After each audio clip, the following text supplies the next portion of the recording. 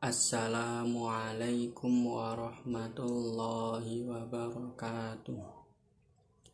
Perkenalkan, nama saya Muhammad Mahfud Khalilur Rahman dengan NIM 2211 0403 0002 dari Prodi Bahasa dan Sastra Arab, Fakultas Usuluddin Adab dan Humaniora, Universitas Islam Negeri Kiai Haji Ahmad Siddiq, Jember. Di sini saya akan sedikit menjelaskan tentang perbedaan antara fiqhul lughah dengan ilmu lughah serta ruang lingkup dan sejarahnya. Yang pertama, perbedaan antara fiqhul lughah dengan ilmu lughah. Kajian terkait studi bahasa dalam linguistik Arab dikenal dengan dua istilah, yaitu fiqhul lughah dan ilmu lughah. Fiqhul lughah sendiri terdiri dari dua kata, yaitu fiqhu dan al-lughah. Fiqhu secara bahasa sebagaimana disebutkan dalam Kamus Lisanul Arab, yang berarti pemahaman dan pengetahuan tentang sesuatu. Sedangkan dalam Kamus Al-Wasiq, fiqhu berarti pemahaman, pengertian yang mendalam, dan pengetahuan. Pengertian ini dikuatkan oleh kamus-kamus bahasa Arab yang menyatakan bahwa kata fiqhu yang berarti pengetahuan dan fiqhul lughah berarti ilmu lughah, atau bisa dikatakan pengetahuan tentang bahasa. Adapun kata al-lughah sendiri memiliki banyak pengertian. Di antara pengertian yang cukup komprehensif adalah bahwa bahasa merupakan fenomena psikologi sosial, kebudayaan yang diperoleh tanpa dipengaruhi oleh sifat biologis sosial, sifat biologis seseorang. Akan tetapi al-lughah tersusun dari kumpulan simbol bunyi bahasa, yaitu yang diperoleh melalui sesuatu yang telah ditentukan di dalam pikiran. Jadi melalui aturan simbol bunyi ini, masyarakat bisa saling memahami dan saling bersosialisasi. Sesungguhnya ulama bahasa Arab tidak membedakan dua istilah ini. Hal ini tetap berlanjut hingga masa penelitian bahasa kontemporer. Menurut Syekh Subba As-Sholih mengatakan, sangat sulit untuk menentukan pokok perbedaan antara fiqhul lughah dengan ilmu lughah, karena mayoritas pembahasannya saling tumpang tindih pada setiap golongan linguis di barat maupun di timur, klasik maupun kontemporer. Jika kita cari perbedaan antara dua jenis kajian bahasa ini, tentu kita akan menemukan kesulitan dalam mencari perbedaannya. Kemudian yang kedua, ruang lingkup kajian fiqhul lughah dan ilmul lughah. Ruang lingkup kajian fiqhul lughah lebih luas daripada ilmu lughah karena bermuara pada pembahasan kesusastraan. Sedangkan ilmu lughah memfokuskan pembahasan pada analisis struktur yang menjelaskan fokus bahasa atau substansi bahasa itu sendiri, sehingga pembahasan ilmu lughah ini meliputi 4 hal pokok, yaitu fonetik, morfologi, sintaksis, dan semantik. Kemudian yang ketiga, sejarah mengenai fiqhul lughah di kalangan bangsa Arab.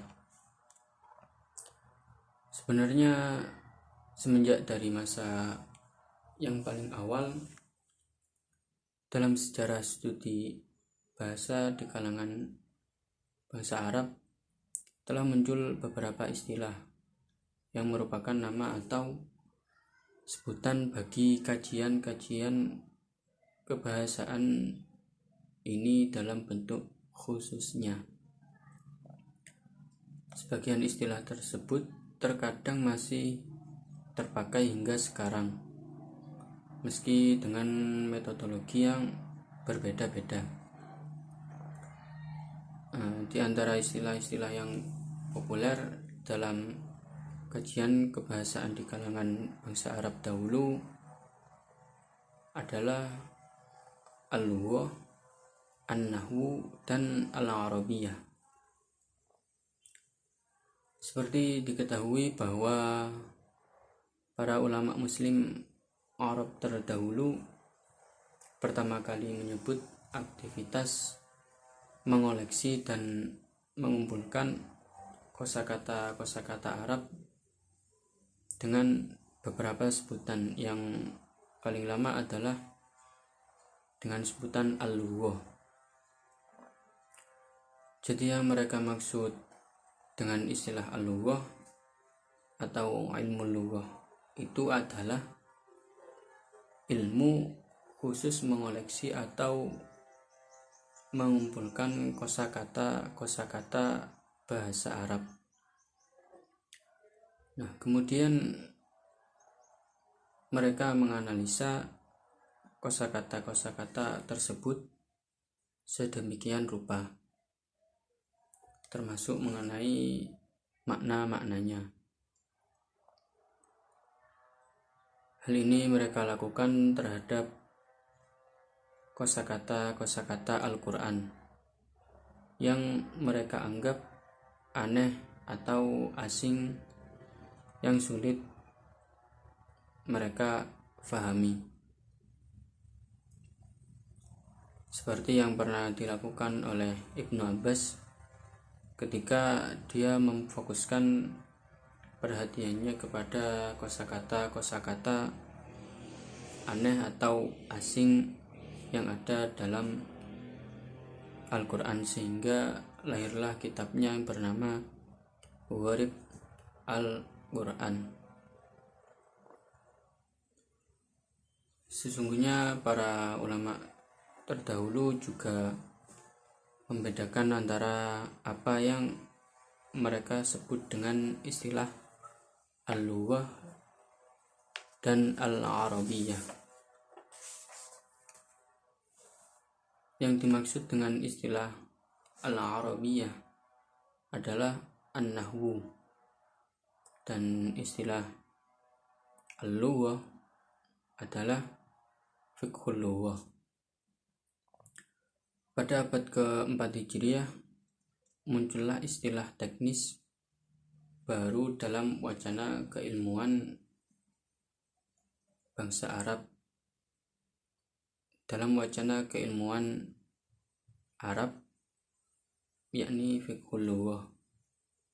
Hal ini disebabkan karena Ibnu Faris menulis sebuah buku yang berjudul As-Shahibi fi Fiqhul Lughah wa Sunan al-Arabiyyah fi Kalamiha. Karya inilah untuk pertama kalinya istilah Fiqhul Lughah digunakan.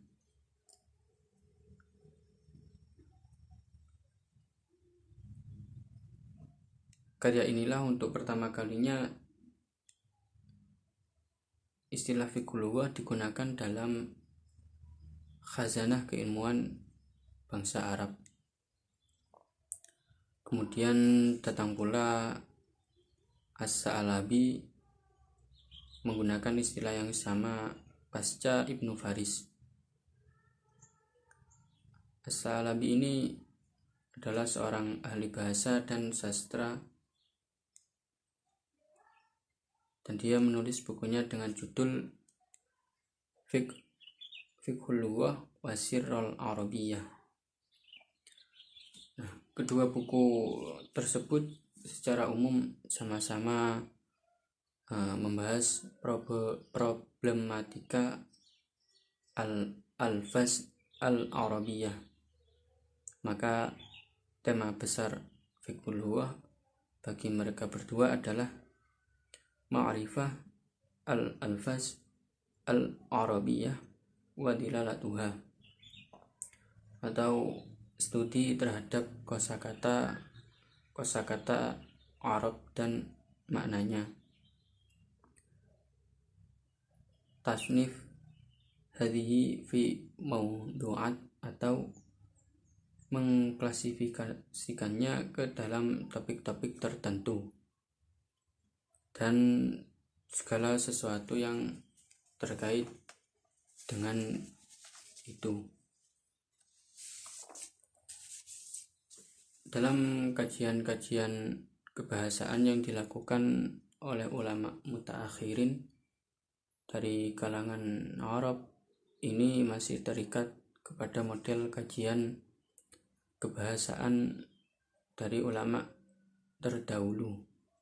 Oleh karena itu, Tamam Hasan mengatakan bahwa yang dimaksud dengan Fiqhul Lughah oleh ulama-ulama terdahulu maupun ulama-ulama sekarang dari kalangan Arab adalah di satu sisi menyangkut kajian tentang kosakata, kajian tentang komparasi antara bahasa-bahasa Semitik, kajian tentang perbedaan dialek dan tentang bunyi. Sementara di sisi lain adalah kajian tentang linguistik modern. Nah, mungkin itu saja yang bisa saya sampaikan. Kurang lebihnya mohon maaf. Wassalamualaikum warahmatullahi wabarakatuh.